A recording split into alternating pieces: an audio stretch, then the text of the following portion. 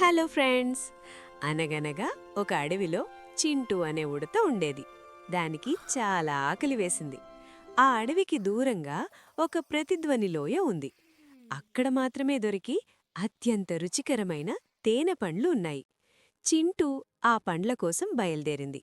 దారిలో తెలివైన తాతయ్య తాబేలు కనిపించాడు. తాబేలు నెమ్మదిగా అంది, చింటూ, ఆ లోయ చాలా ప్రమాదకరమైనది. అక్కడికి వెళ్ళగానే చింటూ తాబేలు మాట పూర్తి కాకముందే అడ్డుపడింది. ఓ, నాకు తెలుసులే తాతయ్య, జాగ్రత్తగా ఉండాలి, అంతే కదా, నేను చాలా ఫాస్ట్, నాకేం కాదులే అని రైమంటూ అక్కడ్నుండి పరిగెత్తింది. పాపం తాబేలు, పూర్తిగా విను చింటూ, ఆ లోయలో నుండి నీకు వినిపించే శబ్దం ఆలస్యంగా వస్తుంది అని చెబుతూనే ఉండిపోయింది. కాని చింటూ అప్పటికే మాయం. చింటూ ప్రతిధ్వనిలోయ చేరుకుంది. అక్కడ వాతావరణం చాలా నిశ్శబ్దంగా గంభీరంగా ఉంది. అక్కడే మెరుస్తున్న ఎర్రటి తేనె పండ్లు కనిపించాయి. చింటూకి నోరూరింది. కాని ఆ పండ్ల దగ్గరకు వెళ్లాలంటే లోయలో దూకి తెచ్చుకోవాలి. చింటూ ఉత్సాహంతో గట్టిగా అరిచింది, నేను దూకేస్తున్నా! లోయలో నుండి ప్రతిధ్వని వెనక్కి వచ్చింది. కాని అది 2 ముక్కలుగా వచ్చింది. మొదట వెంటనే వినిపించింది, దూకేస్తున్నా! చింటూ అనుకుంది, ఆహా, లోయ కూడా నన్ను దూకేమని చెబుతోంది, ఇంకేం పర్లేదు.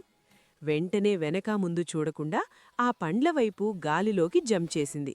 కాని అది గాలిలో ఉండగానే తాబేలు చెప్పిన అసలు నిజం, ఆ ప్రతిధ్వనిలోని రెండో భాగం ఆలస్యంగా వినిపించింది. దూకేయద్దు, ఆగు, కింద ముళ్ళున్నాయి అని. అయ్యో, చింటూ అప్పటికే దూకేసింది. అమ్మో, బాబోయ్ అంటూ వెళ్ళి నేరుగా ఆ పండ్ల చెట్టు కింద ఉన్న ముళ్ల పొదల్లో పడింది.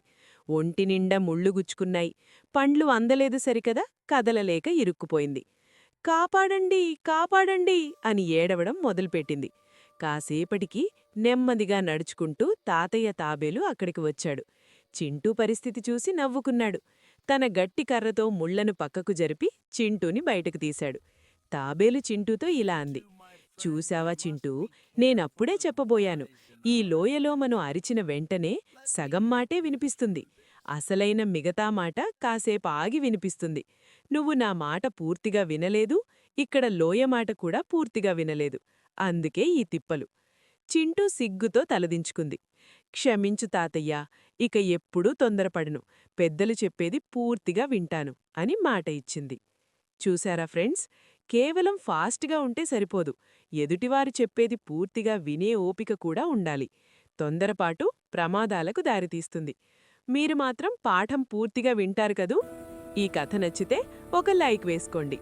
మరో మంచి కథతో మళ్ళీ కలుద్దాం. Bye bye.